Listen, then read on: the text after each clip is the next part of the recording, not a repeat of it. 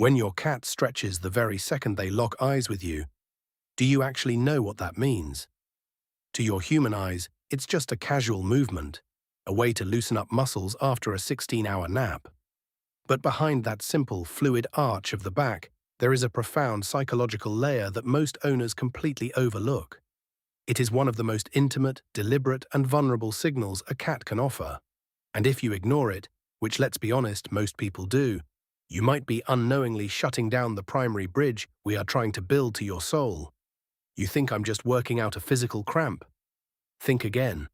This isn't biology, it's a social contract signed in fur and motion. Today, I'm going to show you why that stretch is actually a declaration of peace. And if your cat never does this in your presence, well, the reason for that might be the most heartbreaking thing you'll hear all day. Pay attention, because your relationship might depend on it. Let's start with a mystery you've probably never questioned. If I were just stretching to fix physical stiffness, why do I always seem to do it exactly when you walk into the room? Why didn't I do it 5 minutes earlier while I was alone and bored? The truth is, this movement isn't about my anatomy, it's about your existence. Behavioral researchers call this a social stretch. It's a calculated theatrical action triggered entirely by you. Something in my feline brain registers your face and sends a signal to my spine that says, now is the moment to unfold.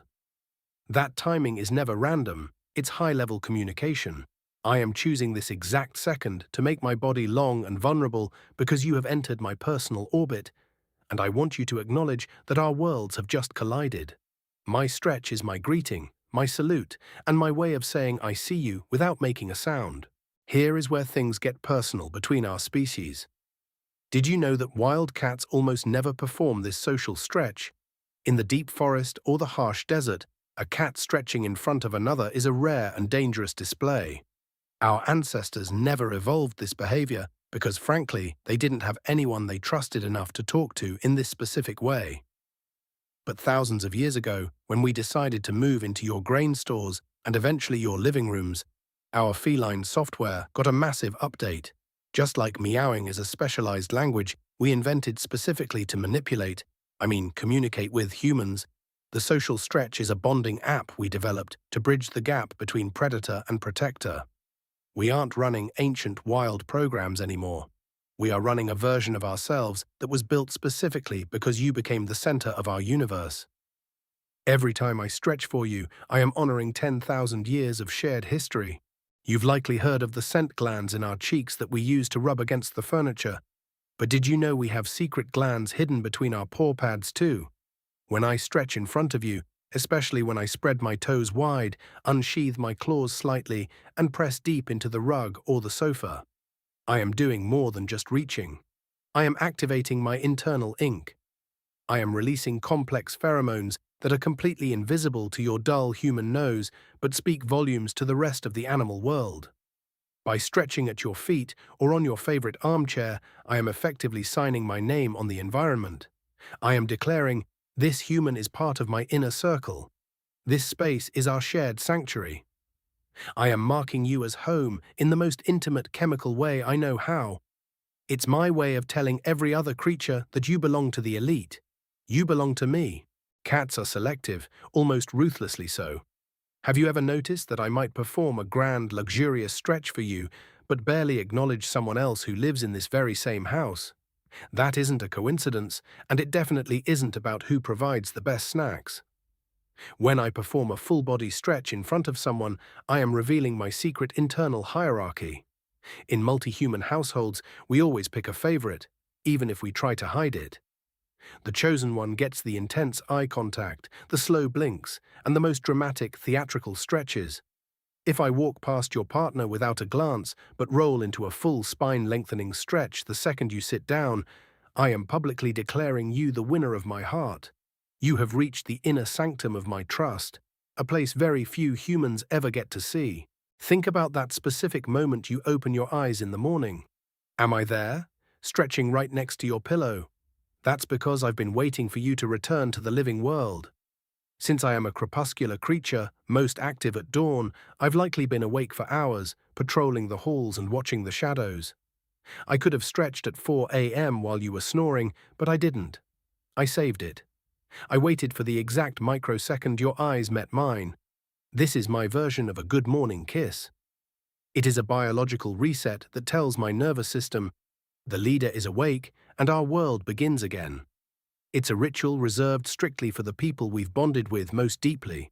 It's my way of welcoming you back from the land of dreams into the reality we share. There is also a hidden element of protection and relief in that morning stretch. While you were unconscious and completely vulnerable in your sleep, I was the one on duty, guarding the territory from imaginary intruders and dust motes. When you wake up and I finally arch my back, it's my way of signing off my shift. I am letting my guard down because my big cat roommate is finally back on watch. That stretch is me telling you, we made it through the night. I can relax now because you are here to take over. It's the ultimate sign that I feel safe in your shadow, safe enough to be completely defenseless for a moment. You are my safety net, and my stretching paws are the proof. Why do I always choose to stretch exactly in the middle of the hallway or the kitchen doorway where you're clearly trying to walk? You might think it's bad timing, but it's actually a brilliant spatial strategy. I am hyper-aware of your daily patterns. I know exactly where your feet need to land. By stretching right in your path, I am creating a forced moment of connection that you cannot ignore.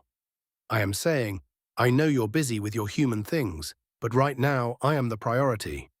It's a confident, almost cocky move designed to test if I can still redirect your attention at will. And every time you stop, look down, and smile at my sprawled-out body, you're confirming my status. You're telling me that I'm still the king of this castle, and honestly, I love that about you. But what if I never stretch when I see you? If you've been watching this and thinking, my cat never does that, don't panic, but do pay close attention. This doesn't necessarily mean I hate you, but it might mean our communication bridge has been damaged. This behavior only sticks if it is reinforced. If, in the past, I stretched in front of you 10 times and you walked past without a word or a glance, my brain learned that this channel is closed. I stopped trying because the signal wasn't reaching the receiver. It's not a broken bond, it's a silent one. I've gone radio silent because I don't think you're listening. It's a subtle form of feline heartbreak. There's another, more serious reason a cat might hold their body tight and refuse to stretch. If the house feels too loud, if the schedule is unpredictable, or if I don't feel 100% secure in my territory, I will never perform a social stretch. Stretching requires a moment of total physical exposure. My belly is soft, my eyes are often half closed, and my balance is shifted. If I don't feel completely safe, I keep my muscles coiled and ready for fight or flight at all times. A cat who doesn't stretch is often a cat who is holding their breath emotionally, waiting for the other shoe to drop. If that's us, we need to slow down. We need to find our peaceful rhythm again. The good news? This bridge can always be rebuilt, no matter how long it's been silent. If I've stopped reaching out, start paying attention to the tiny things I do. When I do anything that looks like an attempt to connect, a lingering look, a subtle tail flick, or a small step toward you, pause what you are doing. Acknowledge me. Give me a slow, intentional blink or a soft, whispered word. You are teaching my brain that my signals are landing on your heart again. You are reopening the door to our secret language. It takes patience, but eventually the tension will leave my spine and you'll see my paws start to reach out for you again. I want to talk to you. I'm just waiting for you to listen. A true, deep, tremoring stretch is a biological sign that my nervous system is in a state of parasympathetic bliss. It means my heart rate is steady, my digestion is calm, and my stress hormones are non-existent. When I do this specifically in your presence, I am giving you a biological compliment. I am literally showing you my internal peace. I am telling you that being near you has a physical, measurable calming effect on my entire system.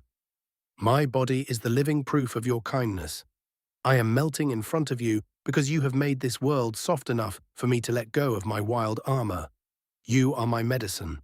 So, next time you see me lengthen my spine, arch my back, and reach my paws toward you with a little shiver of delight, don't just think, oh look, a cute cat. Realize what is actually happening in that sacred moment. I am choosing you. I am using a language my wild ancestors never knew, a language of trust and vulnerability, just to tell you that you are my favorite person. I am marking you as mine, welcoming you into my new day, and betting my very safety on your love. It's a silent, full-body thank you for being my sanctuary in a loud world. I'm not just stretching my muscles, I'm stretching my soul to reach yours. And honestly, you're doing a great job. Let's keep it that way. I'm Flashka, and I think I'll stay right here with you,